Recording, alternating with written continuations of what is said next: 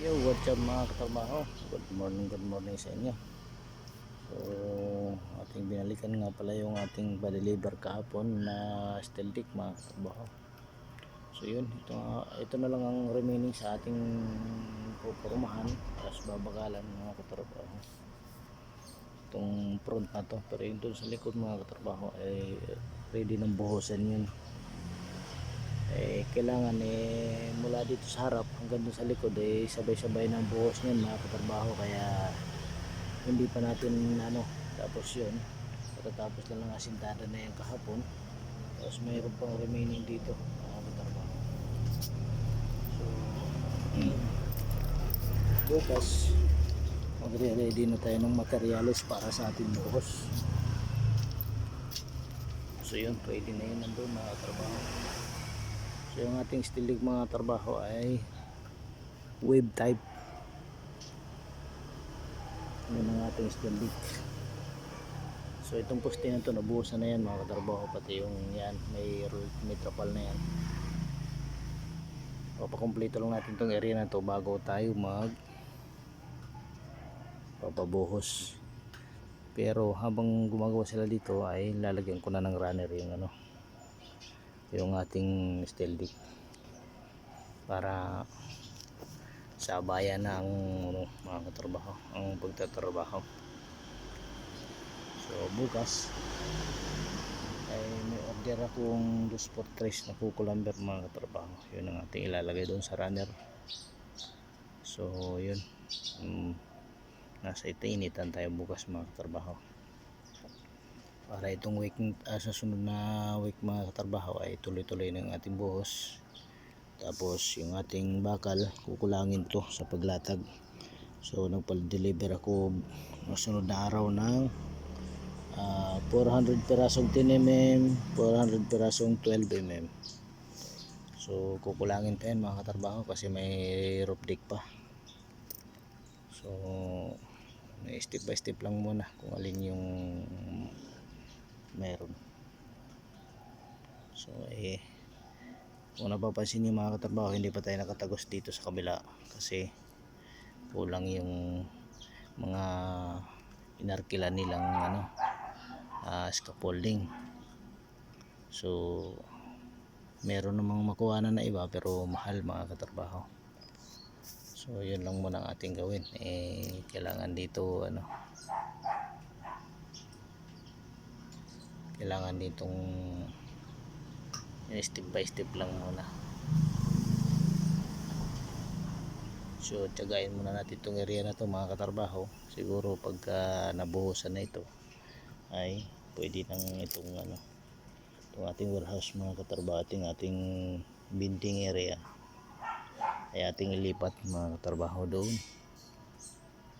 Tapos yung yero, yun yung ating gagamitin bakod, ilipat natin doon para may bakod mga katrabaho.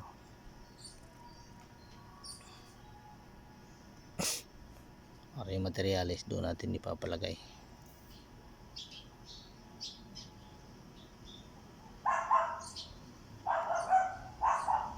So pagpasensyahan mo na mga katrabaho at hindi tayo madalas na nakapag video gawa nung tayo sobrang busy. Nakatutok ako dito sa trabaho na to mga katrabaho dahil expected na December, September, October, November, December kailangan mapinising na itong isang area na to mga katrabaho. So di baling mahuli itong nandito, pero isasabay pa rin. Kailangan lang itong week na ito mabuhusan yan mga katrabaho, kaya tinutukan ko ito. So siguro magre-review tayo ng mga plano mga katrabaho. Bukas re-review natin. Pag nakapaglagay na ako ng runner mga katrabaho mag-review ako ng re-review ko yung plano. Kailangan siguro natin ng extra shoring jack bawat gitna mga katrabaho kasi loaded na yan. So yan ang ating kailangan. So ngayon maglagay tayo ng doon,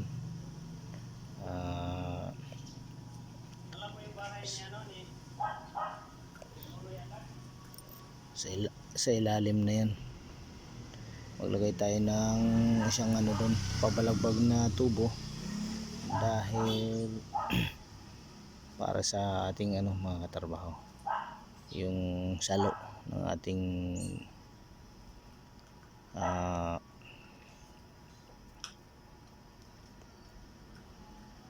yung ating runner. So okay, sige mga katrabaho, ang karugtong nitong video na ito mga katrabaho ay sa Lunes na, para makita niyo kung anong kaganapan mga katrabaho. So maraming salamat, sa Lunes ulit mga katrabaho. Yun mga katrabaho, ngayon lang uli nadugtungan yung ating ano, ayun, nabuhusan na yung nandun. Nagkakabit tayo ngayon ng steel leg sa taas mga katrabaho. Nandiyan na steel leg, tapos ito hindi pa nabuhusan yung biga na ito mga katrabaho, kasi mayroon pa tayong adjustment dito sa area na to. So sana may feedback na bukas para mapapormahan ko na, kasi meron tayong konting revision dito para makompleto na to, para matuloy-tuloy na yung buhos natin ng flooring mga katrabaho. Tapos naglinya na rin yung electrical. So yun yung electrical niyan is susunod yan sa ano ating gagawin, kung saan yung kanyang ano linyada. So ay ngayon ay magwi-welding tayo sa taas mga katrabaho. Solo flight natin mga katrabaho, gawa nung sayang yung panahon, maganda linggo naman ngayon, so wala namang tawag na trabaho sa labas. So ating samantalain habang magandang panahon mga katrabaho, kaya solo flight lang tayo nasa taas mga katrabaho. So ngayon matapos pahinga lang tayo, kung relax lang tayong konti mga katrabaho. Mamaya ano na rin tayo, gagawa na rin tayo ulit mga katrabaho. Nandun yung ating welding machine sa taas. So yun, so yung ilalim mga katrabaho,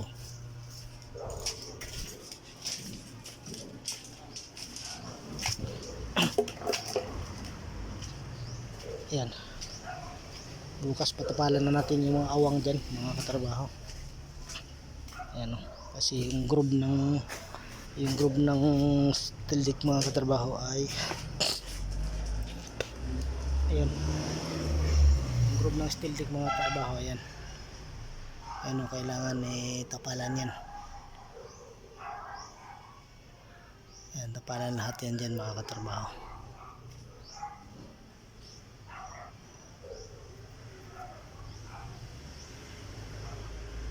Ayan, ready na yung mga katrabaho. So yung lahat yan bukas tatapalan.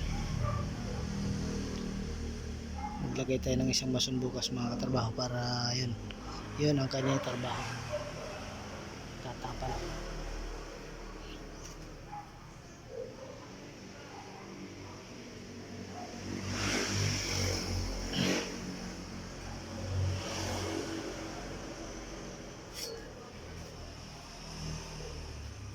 Tapos yun, pupormahan natin yung sulok na yun mga katrabaho, para ano, malagyan natin ng bukas magpa-order ako ng seat pan na ang ano, scaffolding mga katrabaho. Kulang yung ating scaffolding.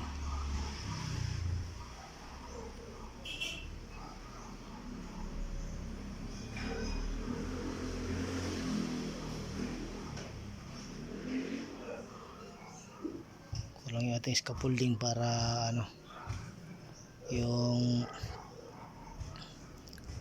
tawag nito, para sa doon susulok na yun mga katrabaho. Meron pa tayong maliit na biga doon mga katrabaho. So yun, yung electrical mga katrabaho ay paumpisa na sila sa kanilang layout.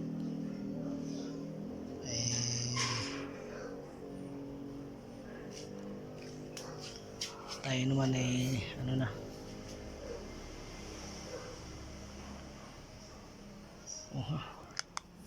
yung kanilang PVC litaw na litaw. Tayo dyan.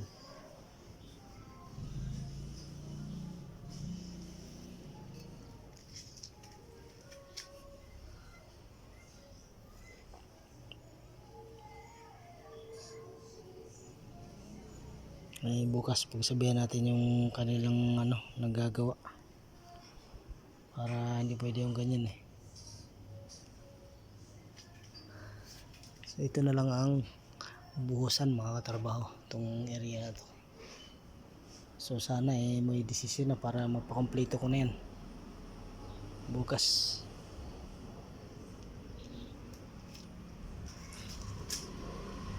Okay mga katrabaho, hanggang dito na lang. Abangan nyo na lang mga kaganapan sa aming trabaho.